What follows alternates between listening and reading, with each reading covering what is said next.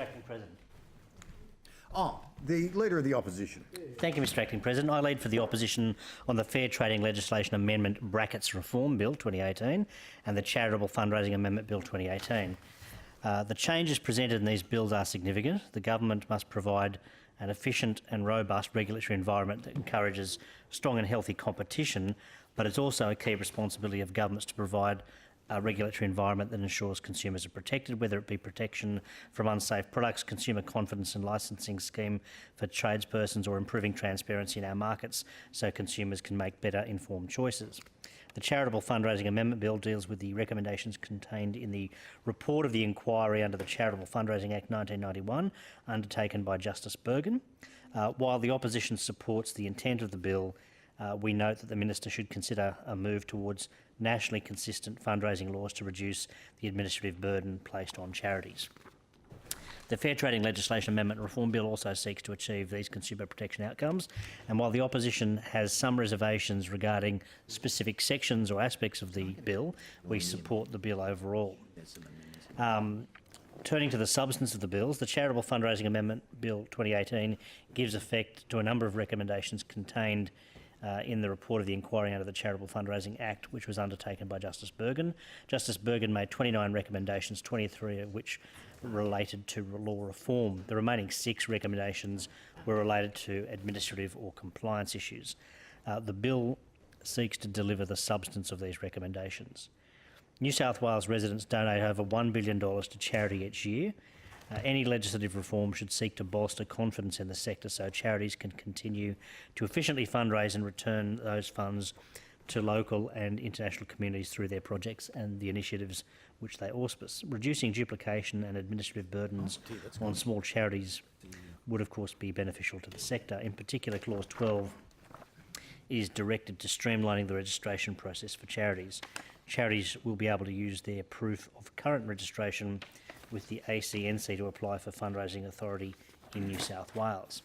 Legislative harmonisation will also occur for charitable fundraising authority holders who conduct community games to fundraise. The streamlining of the legislation will make it easier for authority holders to comply with relevant legislation. While these changes and others detailed in the bill will assist in harmonising legislative requirements for fundraising authority holders in New South Wales, the opposition maintains concerns that the full administrative burden is not lifted from charities, particularly the larger charities. This is because there is still a desperate need for nationally consistent fundraising laws for charities operating across state boundaries or in multiple states. There is still confusion regarding online donations and the alignment of reporting in different states, as many large charities and peak bodies have noted. As Justice Connect appropriately highlights, a charity can be required to report their bank details in one state, get a police check in another, and advertise in a paper in a third. Their campaign to fix fundraising has highlighted many of these administrative problems, and a change in one state does not fix what is clearly a national problem in this area. There are 7 sets of rules in 7 jurisdictions.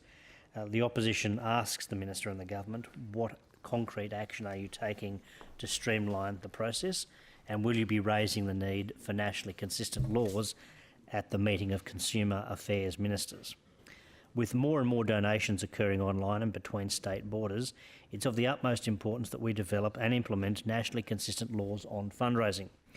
While these new laws are a step in the right direction, the opposition calls on the Minister to push for national legislation to address the significant burden on charities and community fundraisers amongst his ministerial colleagues from our federal parliament and in the other states and territories.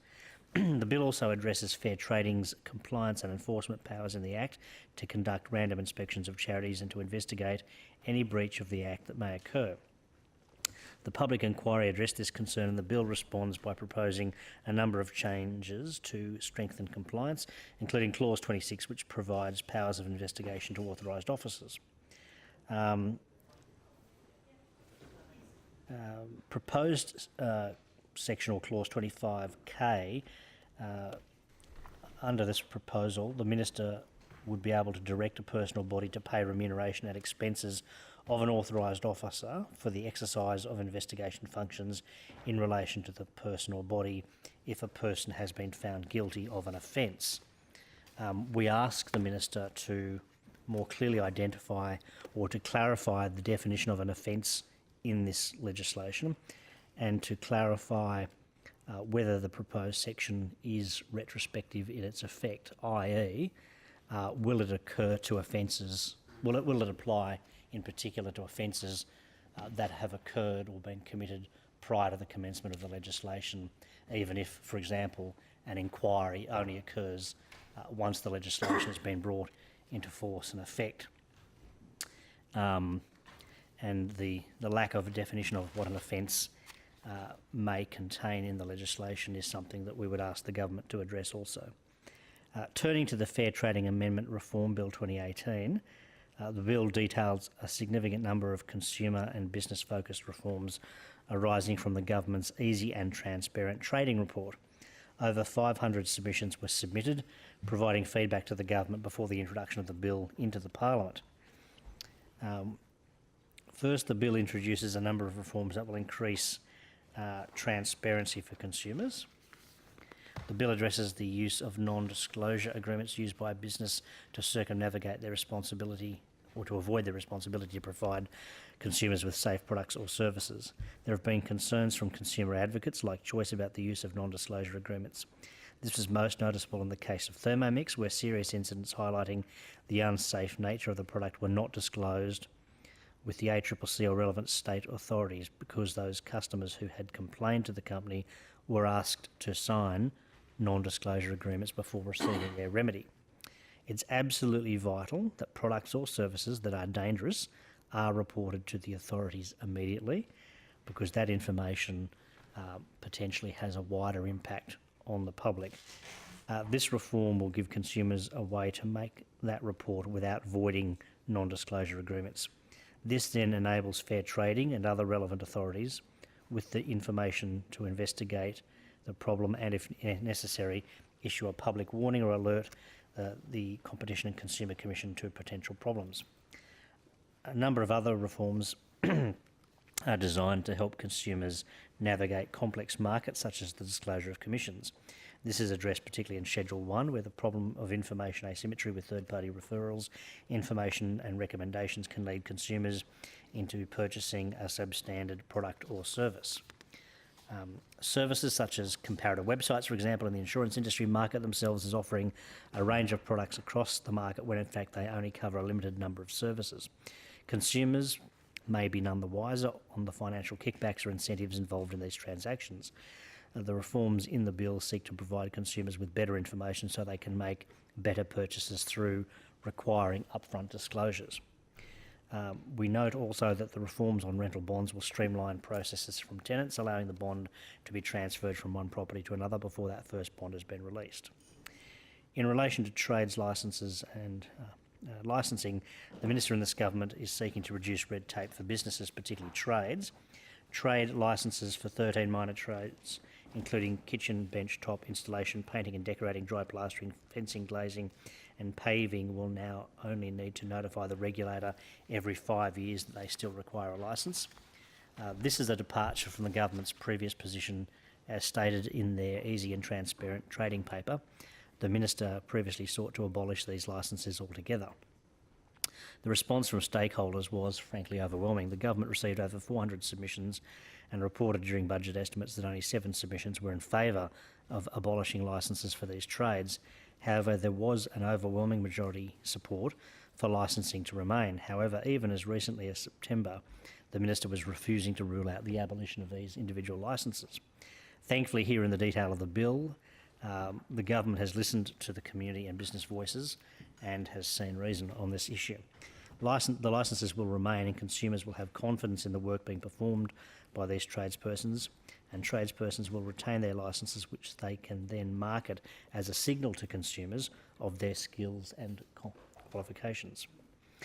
The legislation also introduces new specialised classes for motor vehicle repairers to allow certain employees to require certain qualifications for work they're not performing.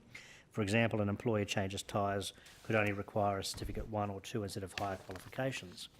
This is a backflip on the government's previous position where they abolished restricted licensing in this sector. The opposition remains very concerned at the prospect of restricted licensing for LP gas and electrical repairs to caravans and recreational vehicles in Schedule 4 of the bill. The opposition has amendments which we will move to reflect our concern with this section of the bill, and they have been lodged with the clerks and circulated. Electrical and gas fitting is no joke, particularly the complex work required in caravans and recreational vehicles. Problems with gas and electricity in caravans and RVs are not new.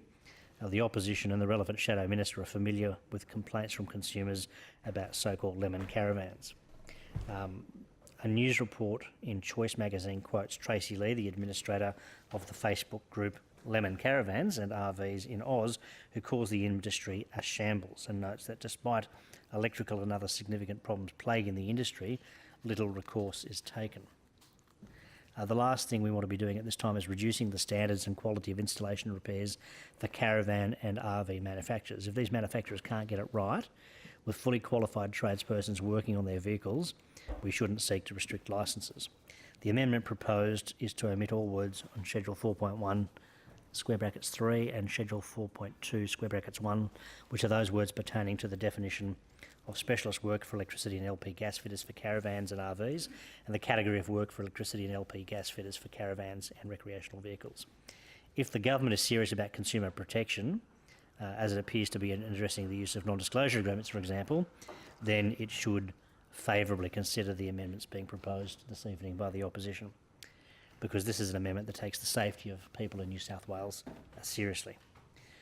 The Minister, in his introduction to the government's easy and transparent trading paper, expressed his wish to empower consumers and businesses in this state. While many of the reforms do seek to address issues in the current legislation by supplementing existing provisions with additional protections, some of these reforms will in fact reduce consumer confidence, in particular those problems that have been identified in the opposition's amendments to the bill. The safety of consumers should be the most important factor in amending the legislation. While much of the bill seeks to protect consumers, we would highlight that a reduction in red tape, inverted commas, in some areas, such as the installation and fitting of LP gas and electrics in caravans and RVs, will in fact reduce consumer confidence and open up the possibility of severe harm to people in this state. That's not in the public interest. Again, regarding the Charitable Fundraising Amendment Bill 2018, we asked the Minister to consider the national implications of the bill, and where possible the Minister should be, in the first instance, addressing the complicated jurisdiction by jurisdiction legislation at a national level through regular meetings of consumer affairs ministers across the country. We do commend the government on taking some steps to improve consumer protection, streamlining regulation and increasing transparency, both in the private and the not-for-profit sectors.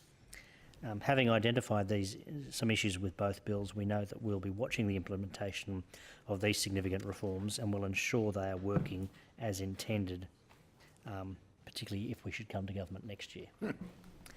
With these observations, I indicate that otherwise we do not oppose the legislation. Mr Justin Field.